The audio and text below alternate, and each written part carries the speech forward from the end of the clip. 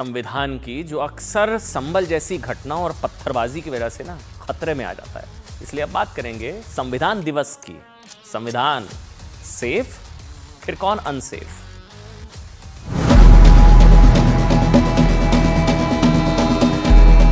We the people एक आह्वान है, एक प्रतिज्ञा है, एक विश्वास है।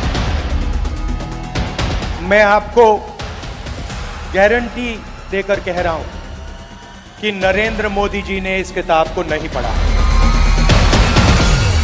सेकुलर शब्द भी नहीं था और समाजवादी शब्द भी नहीं था। इन दो शब्दों को भारत के संविधान में डाल करके भारत के संविधान की आत्मा के गले को घोटने का काम कांग्रेस ने किया। उस समय उत्सव मनाना जब संभल में जिस तरह का काम सरकार ने किया है, जानें चली गई हैं, गम के साए में कैसे उत्सव मनाया जा सकता है?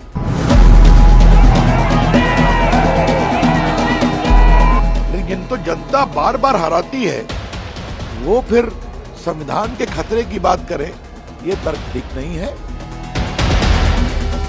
जो भी दलितों की, आदिवासियों की, पिछड़ों की, गरीबों की बात करता है उसका माइक ऑफ हो जाता है। ये संविधान की धज्जियां उड़ाने वाले लोग हैं जो संविधान की बात करते हैं। जो बयान है सबका साथ, सबका विकास, सबका विश्वास और सबका प्रयास, उसका विश्वास तो पालन करें। क्या इस तरह से विश्वास पालन होगा जिस तरह से आज सरकार चल रही है? सब आज भारत के संविधान के प्रति श्रद्धा और विश्वास रखने वाले हर व्यक्ति के लिए त्योहार का दिन है। आप जानते हैं आज संविधान दिवस है। आज से ठीक 75 साल पहले यानी कि 26 नवंबर 1949 को भारतीय लोकतंत्र का सबसे पवित्र ग्रंथ संविधान तैयार हुआ था। ये संविधान सॉलिड सेफ है साहब, जिसे दुनिया में मानवाधिकार का, ह्यूमन राइट्स का सबसे बड़ा घोषणा पत्र कहा जाता है संविधान, क्योंकि संविधान ही भारत में गरीब से गरीब नागरिक को स्वतंत्रता, समानता और नागरिक अधिकारों की पूरी गारंटी देता है। इस मौके पर आज प्रधानमंत्री नरेंद्र मोदी ने कहा कि संविधान ही देश का सबसे पवित्र ग्रंथ है।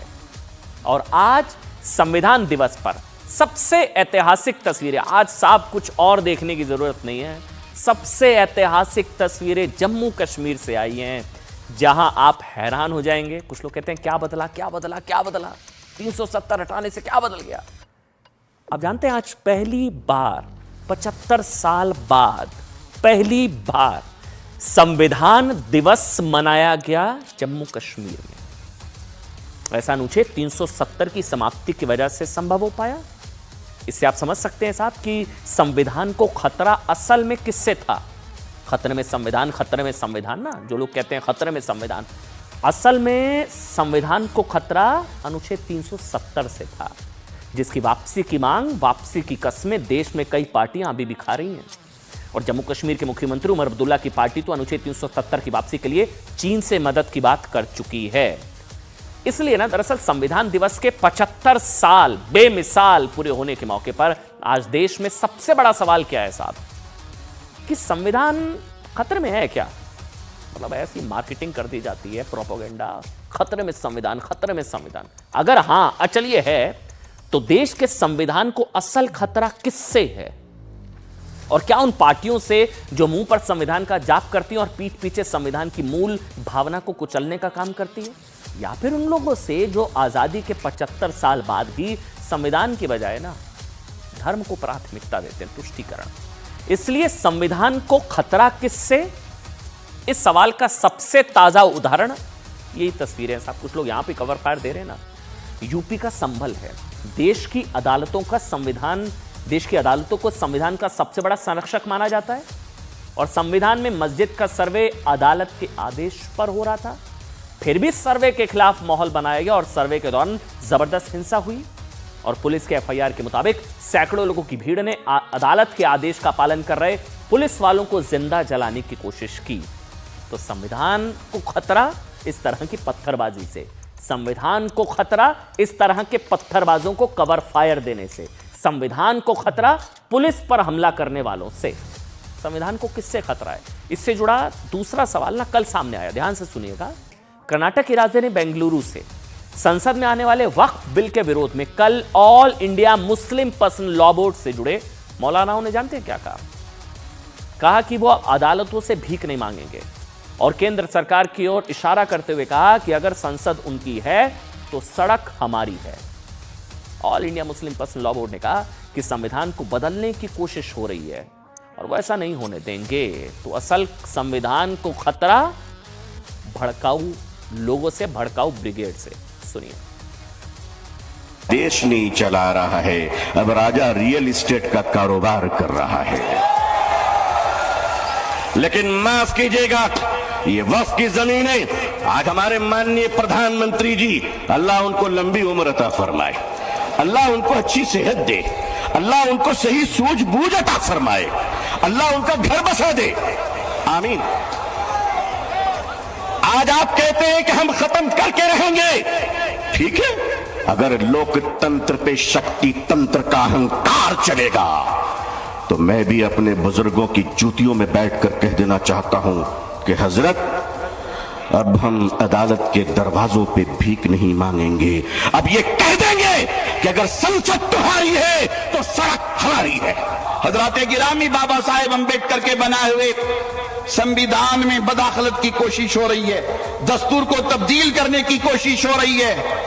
हम इस जिम्मेदार स्टेट से ये पैगाम देना चाहते हैं कि हम शरीयत के कानून में भी मदाखलत बर्दाश्त नहीं करते। आप सोचिए, संविधान को खतरा उनसे है जो अपने धर्म को संविधान से ऊपर रखते हैं।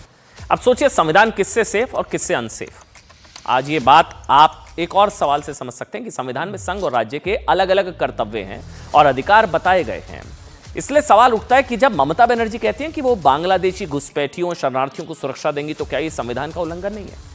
क्योंकि किसी को नागरिकता देने या छीनने का अधिकार तो साफ संविधान ने संघ को दिया है।